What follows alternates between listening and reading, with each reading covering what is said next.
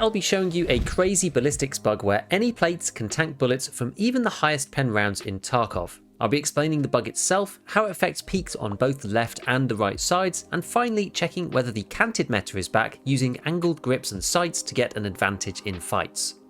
This was not discovered originally by me, but brought to my attention by this Hyperat tweet a while back, who saw this happen with 338 Lapua Magnum AP against any class of plate, which, as one of the highest pen cartridges in the game, should go through everything.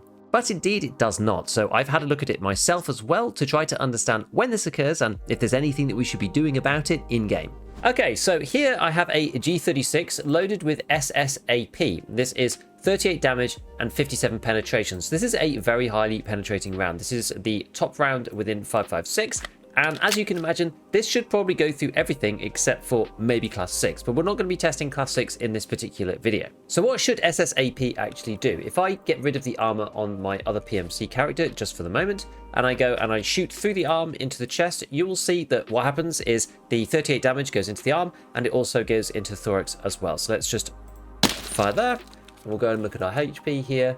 And we did 38 damage there, and we did 36 on here. So there is a tiny little piece of reduction that is dealt to the thorax. So it's pretty much the same and only reduced down by a tiny bit. Now, if you apply a class 3 armor instead over the thorax, what you might imagine would happen is exactly the same thing, where the bullet goes through the arm, it pens through the arm, it then hits the plate, it pens through the plate, it pens through the soft armor, and then it hits the chest. Unfortunately, this is not actually what happens. It was quite hard to get this shot to actually work, so what I've done is I've swapped the front plate around, so we've got a brand new one here, and I'll show you the damage afterwards. So let's just take a Gusting quickly, and we'll aim with our player. It's quite hard to get this to work otherwise, so we'll shoot through here using the laser.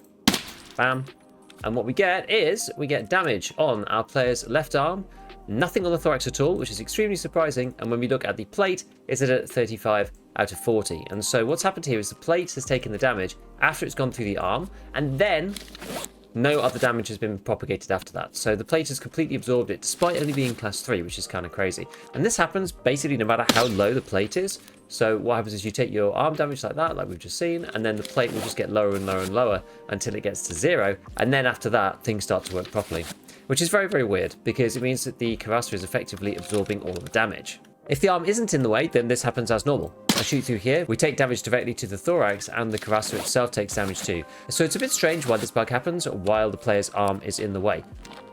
So next we need to understand exactly where this arm hit makes the difference from, because if somebody's aiming at you like this and you shoot them here, will it actually go through? So for example, if you shoot right there, then you will hit into the arm, and it'll just end up being a left arm shot and not hit the thorax at all. So where is it valid and where isn't it valid? And the important thing to remember is when you're shooting at arms, that the hands and the gun aren't valid targets. So if you're ADS like this, then people can't actually shoot your hand, but they can shoot basically anywhere around the wrist, something like that. So if you can see there, we did actually manage to get a hit off on the wrist. So if the wrist and lower is going to be involved somewhere in the trajectory of the bullet, then you will be able to shoot through that and hit somebody, which does have quite big implications for when someone is ADS'd. It doesn't really matter if you're looking at the various tests where someone doesn't have a gun and they've got the knife out and they're looking up into the sky, then it doesn't really matter. But once you're actually in a combat situation and people are fighting you, then a lot of their arm is in the way.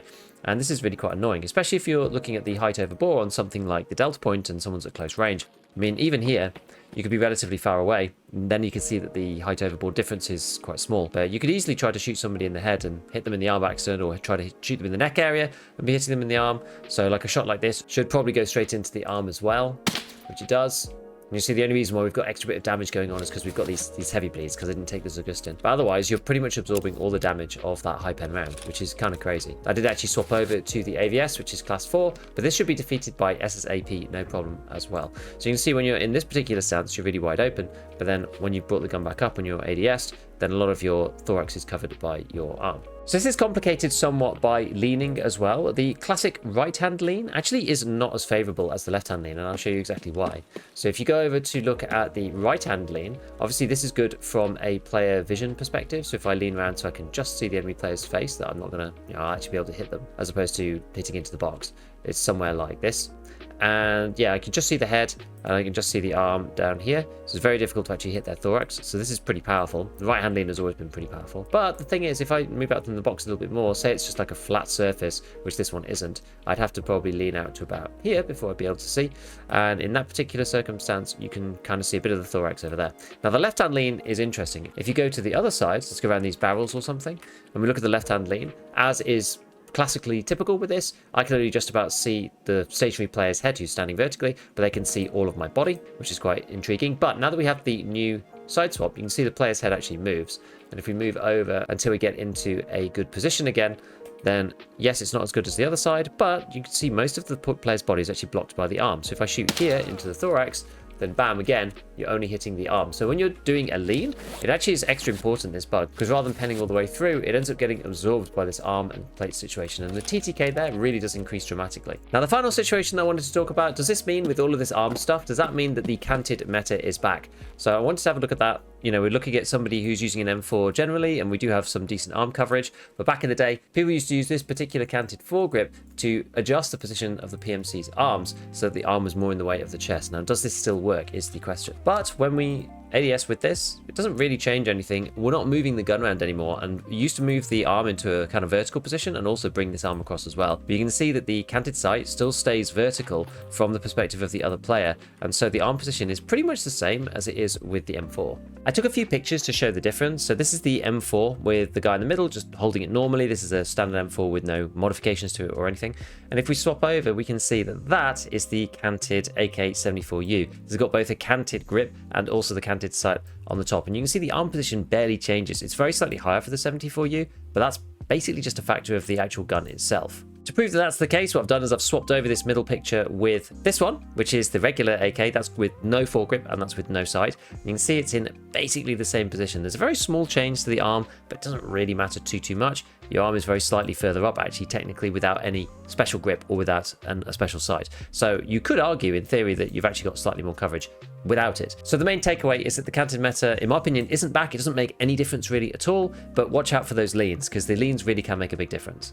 The only real actionable point then is what plates you're going to wear, and there's a multitude of plates in the game, and as we've determined, once the plate goes down to 0 durability, it no longer protects you completely against these shots anymore. And so that's kind of interesting because we want to have the maximum durability that we can. So we've got to look at effective durability as always, and if I sort this from highest to lowest, then you can see normally you have these things as being the class 6s at the top, which makes sense, but you've also then got others like the Tallcom Guardian and the Cult Locust, which are pretty good for effective durability despite being pretty heavy. And below that, you've got things like the Kibber Arms Titan and the Spartan Omega in class 4, which are actually accessible on the flea market. Kibber Arms Titan probably being the best of the class 4 plates if you want to put one in. Monoclete still isn't too bad. This is my preferred in general because of the weight.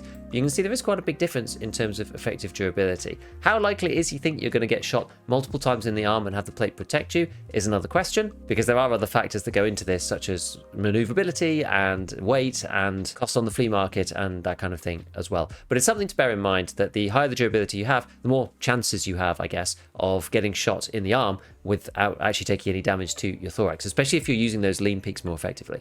So I'll post up a picture of this spreadsheet. It's the one that I usually use for all of the armors up in the description down below. As always, a big shout out to all my patrons, and as usual, have fun in your raids.